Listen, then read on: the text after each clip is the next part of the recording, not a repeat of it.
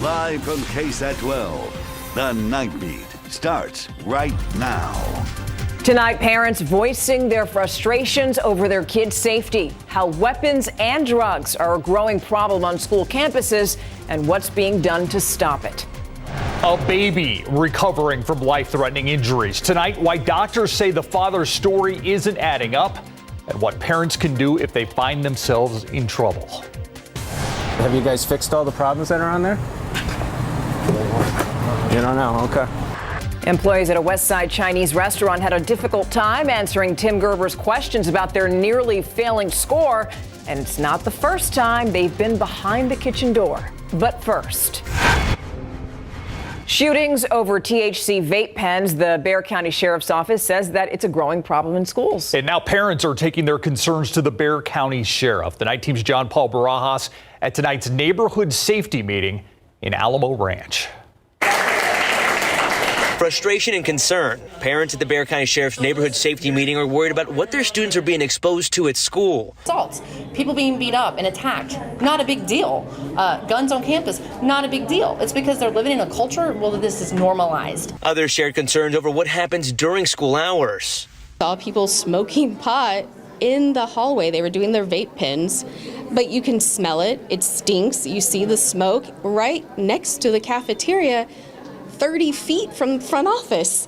But it's those THC vape pens that Sheriff Javier Salazar says are leading to increased violence. We've seen it time and time again. They're willing to kill each other over these things, okay? At least with regard to the two cases that we've handled. Another major concern in the Alamo Ranch area, the 407 car burglaries and 173 car thefts in the last 15 months. The sheriff says those crimes lead to guns on campus. A lot of what we're seeing is these guns are being stolen from cars parked in the street in the middle of a neighborhood, and here's the worst part, left unlocked. He hopes BCSO's school safety task force will help prevent further issues like a recent lockdown at Burnett High School. I hope no parent ever has to see that text, "Mom, we're in a lockdown and this is not a drill," because the pain and the fear that is struck through a parent in that moment is nothing I would ever wish. The parents that spoke tonight made it very clear they want deputies inside of schools. Sheriff Salazar says he's willing to do that if the districts, NISD or Southwest ISD, ask for the extra assistance. But up until this point, that has not been the case. The Bexar County Sheriff's Office, John Paul Barajas, KSAT 12 News. Probably not the last we're going to hear about those concerns. Thank you, John Paul. 3 teenagers arrested for assaulting an 80-year-old man, then stealing his truck. We first told you about this story last month. This happened on February 11th in a north side neighborhood near Walker Ranch and Stonewood Drive. Police said the male suspects are between the ages of 15 and 16. They're aggravated robbery charges they're facing tonight. Their names have not been released due to their ages. San Antonio police are still working to identify the person who shot and killed a man. The victim was found in a stairwell around 6 this morning at the Palacia Apartments on Sahara Drive. Investigators say that man was shot in the face. They did not have or find an ID on him.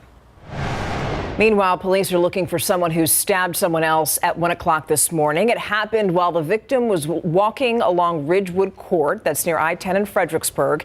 Investigators say someone hit the man in the head, then stabbed him in the chest. Right now, he's in critical condition at University Hospital. It started as a 911 call for a choking child. Now a 20-year-old airman is facing charges. Universal City Police say it was the first time the new father was alone with his 2-month-old. The Night Team's Patty Santos explains what doctors found and resources for first-time parents. A 2-month-old not breathing, possibly choking on milk. One of the EMS personnel began immediately conducting chest compressions. That's the call that brought Universal City Police to this apartment complex Saturday. A second officer who also has a medical experience showed up and he assisted as well, and they were able to resuscitate the child. Sergeant Christopher Rosales says hospital staff found signs of shaken baby syndrome, which can cause brain injuries, even death. It was found that he had multiple bleeds in his brain, one on the frontal lobe, one on the left side, left side of the brain and then on the right side of the brain as well. Investigators say there was signs of bruising on the child's head and face. Police issued a warrant for the child's father, 20-year-old Eric Espinoza Resendez. The airman turned himself in to UCPD Wednesday night. The defendant advised that on Thursday, that he had dropped a cell phone on the child's face and caused swelling of his upper lip and redness as well. The doctors confirmed that was not consistent with the injuries that he had. Rosales says it was the father's first week alone with the child. Parenting can be difficult for some families. Metro Health offers the Triple P's program, free classes for families and caretakers in all stages of parenting. So we want to acknowledge that parenting can be tough, and sometimes there's times where we're not sure what to do. But that's where, parenting education can be a great tool. Child advocates strongly urge families to come up with a plan to deal with parenting stress, walk away, or ask someone for help. One of the core principles of Triple P is taking care of yourself as a parent.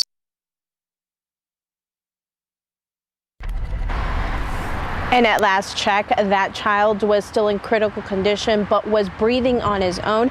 And if you're a parent and you know you need some extra support, we have links of programs that are available here in our community on KSAT.com. Steve, Stefania.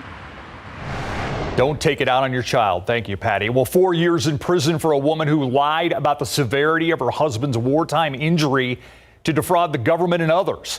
Josephine Perez Gorda learned her fate this morning in federal court in San Antonio. Prosecutors showed that the defendant convinced multiple federal agencies that her husband was paralyzed when, in fact, he could walk. This is video of him walking. She carried out the scheme for nearly 6 years, was even able to get the couple a custom-built home for free. Perez Gorda must report to prison by early June. And I'm tracking a cold front right now in West Texas. That's going to head our way and make it here tomorrow morning. Don't expect major changes right when it arrives, but there will be some noticeable effects as we go into the weekend. We'll talk about that and its storm chances and where we're most likely to see some severe weather from it in just a bit. And now for a look at your Nightbeat News Flash. A consumer alert for Hyundai and Kia owners, both companies recalling more than 571,000 minivans and SUVs for a fire risk. The National Highway Traffic Safety Administration says that their tow hitches can actually cause electrical shorts. The recall affects several models, including the Hyundai Santa Fe and the Kia Carnival. Owners are being asked to park them outside, away from buildings until they're repaired. And you can find a full list of the affected vehicles right now at KSAT.com. 2 migrants held hostage for 5 days are now safe thanks to a rescue operation early this morning in Houston. The FBI is saying that one of its agents shot and killed one suspect at that motel, and they also arrested a second suspect. Investigators say the migrants were taken Saturday when they were forced out of a vehicle and into another along I-10.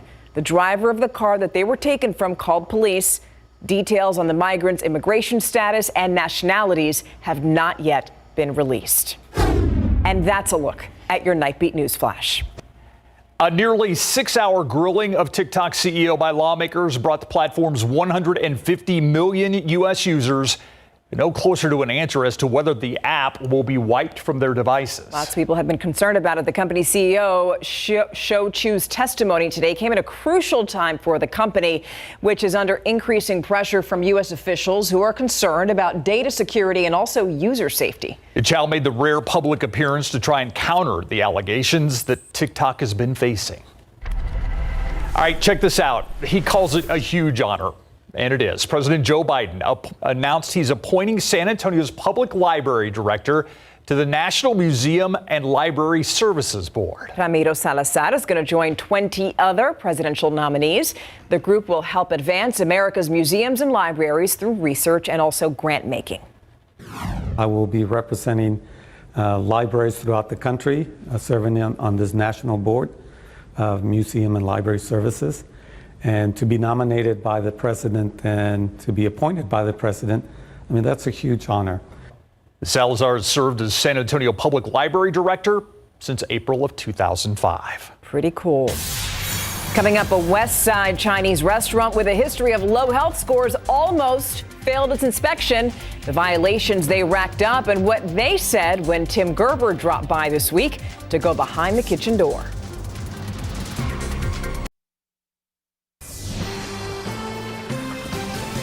A West Side Chinese restaurant with a history of low scores just barely passed its most recent health inspection. Yeah, it wasn't with flying colors. The Night Team's Tim Gerber tells us it's not the first time the business's poor performance has raised questions about what's going on behind their kitchen door.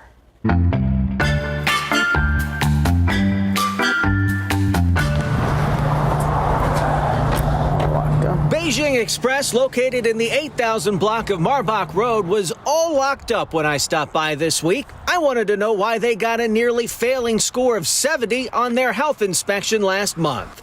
It was the latest in a long line of low scores, all of them in the 70s.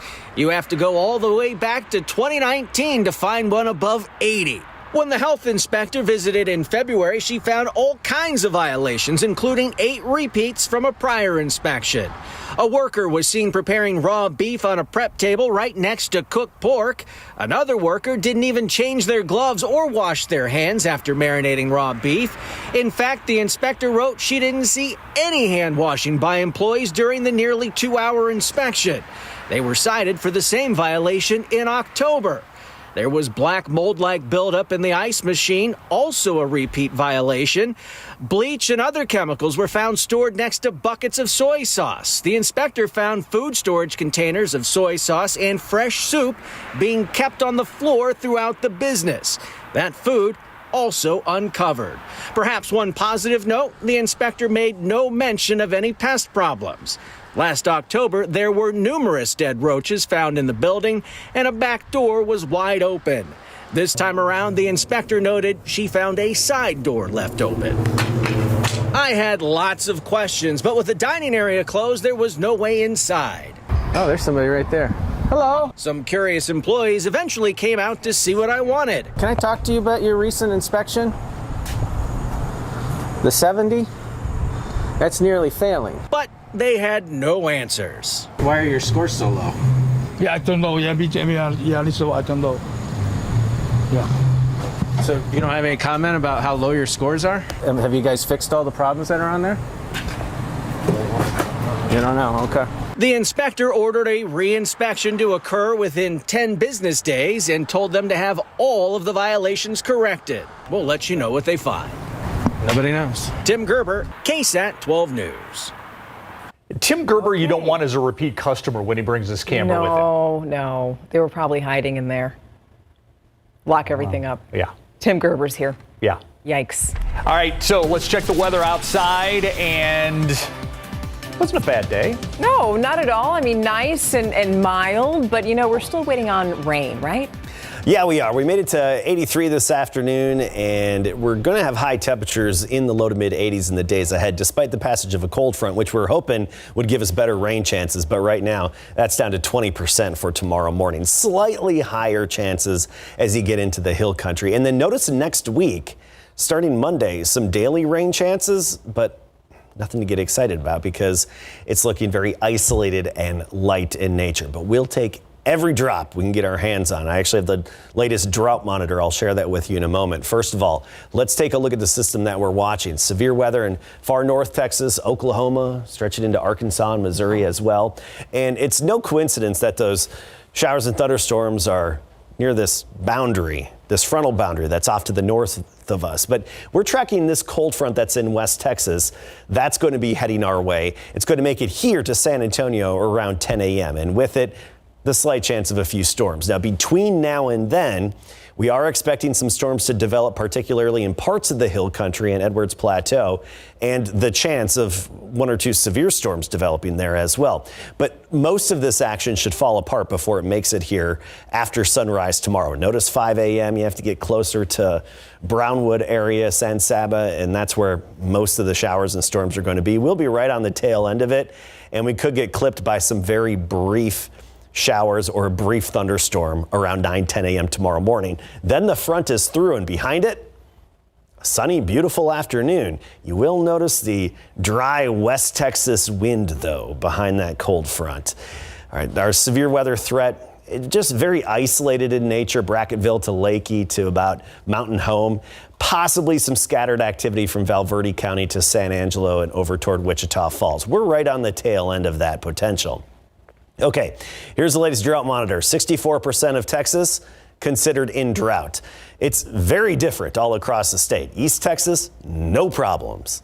Metroplex, no problems. You get closer to the coast, just a few problems. Around here, big problems when it comes to the drought. Unfortunately, this big bullseye has been plaguing us for months with the exceptional and extreme drought in and around San Antonio, and it's really the worst concentration of drought in the state right now. For some good news, though, folks in California, which had the really bad drought, 3 months ago, 100% of the state was in drought. Now it's 34%, and they'll continue to erase that drought with more moisture headed their way. I know it's too much of a good thing at times, but sometimes that's just how you break out a drought. 73 currently, dew point is 68. Feel the mugginess out there. That's going to lead to the low clouds redeveloping already right now and a little bit of patchy drizzle at times in the morning. So tomorrow morning is really going to be very similar to the past few mornings, just that added slight chance of a few storms. But the cold front is going to sweep away that humidity and mugginess. By tomorrow afternoon, dew point's down to 50. And then Saturday, dew point's down to 32, so much drier air coming back into place for a few more days. And that's going to mean some cooler mornings, not tomorrow, but this weekend. Tomorrow morning, we're at 68 with the drizzle, low clouds, and a few isolated showers or a brief storm. And then by the afternoon, 5 o'clock, we're 86, low humidity, but a west wind at 10 to 20 with some higher gusts. That's that dry West Texas wind. Hopefully it doesn't have any dust with it, but we can never make any guarantees. 86 at Stinson tomorrow, Seguin 85, Floresville 87, and Bandera. You'll top out at 84. 50 degrees Saturday morning. A nice start to the day, then 82 into the afternoon. Northwesterly breeze 5 to 15. Sunday morning, we're at 54 degrees, so pleasant mornings and really overall a pleasant weekend. We just could use a little more rain. And as I mentioned before, next week we get into a pattern of daily rain chances, but that really isn't saying much when it's just a 20% and very light in nature. Look at that weekend, though. That's right. 82, Lovely. 81. Take that. That's perfect. All right, Larry. So let's talk about Zeke Elliott. Down to 3 teams now. Yeah. And I want to know if revenge is a dish best served in Philly. It could be. He has 3 teams. One is an NFC East squad. That's Zeke. Has narrowed his choices down to, could we see Zeke facing the Cowboys next season? And Pop, he is all about a Mamu coming up. Every 6 minutes, someone dies of a blood clot in the U.S. Doctors say that can happen to anyone at any age. That blood clot can then travel or embolize to other parts of the body, which can lead to fatal injuries. There are some signs and symptoms to look out for. Tomorrow on GMSA, hear from a survivor of 2 pulmonary embolisms and his message for everyone. Be sure and tune in starting at 4:30 a.m.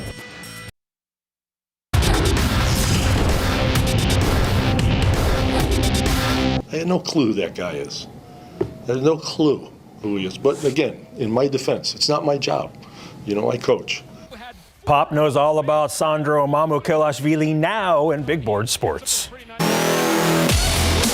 Mamu returned to Milwaukee to face the Bucks last night, the team that drafted him 2 years ago. He said he'll always love them because they made his dream of playing in the NBA come true.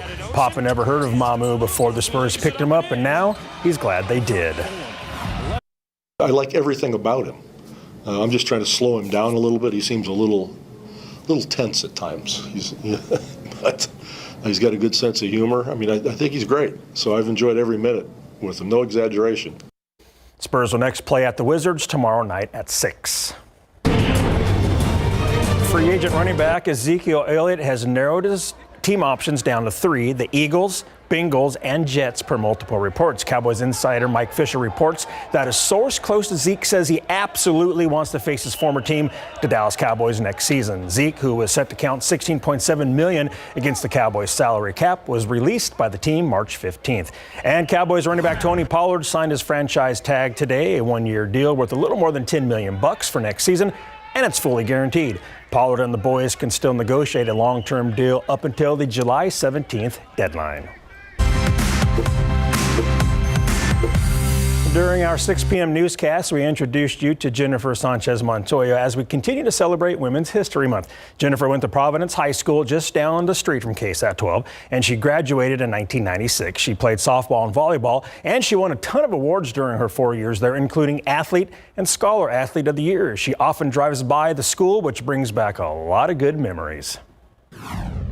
It does. I mean, it's my alma mater. You know, I spent 4 years of my life there, and I still go back and do things. You know, I'll rent out the house there for my daughter's graduation party, her high school graduation party. So there's still things where I'll go back on campus, you know, and I still know some of the staff and people there. So there's still a connection. After high school, Jennifer went to the University of Florida, where she became a key member of the Gators volleyball team, helping them reach the Final Four 3 times. Being a college student athlete back then was challenging, like it still is today, but without modern technology. You know, there was no, like, technology wasn't that advanced. I mean, like, email was just getting big, you know, when I got into college, and nobody really had cell phones. And so, like, the major that I wanted to go in, it was a very difficult uphill path, and I didn't have a laptop, you know, to do my studies on the road. We were winning, which was good, so our seasons were extending, which meant we missed all of finals at school, and I would just have to take incompletes, you know, and come back and finish that up as soon as we got back. Technology advances are huge. They make it easier, I think, for today's athletes to be successful in the classroom and on their respective field or court, you know. Jennifer is currently a clinical sales representative for AbbVie Pharmaceuticals. UIL soccer playoffs after the break.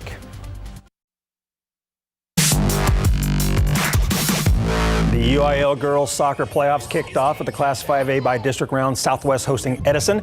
Dragons strike first in the 10th minute. Free kick, Maya Motain, and she bends it past the keeper from 18 yards out, and Southwest takes a 1-0 lead. 27th minute, Mercedes Gonzalez keeps the pressure on, blasting one under the crossbar for a 2-0 lead. They would score 5 goals in the first half, and for the 4th straight season, Southwest are by district champs. They win 9-0. We're a super self-disciplined team, and we show that almost every game. Tonight, I'm glad that everyone came to see us. And yeah, today was just a really good, deserved win for us.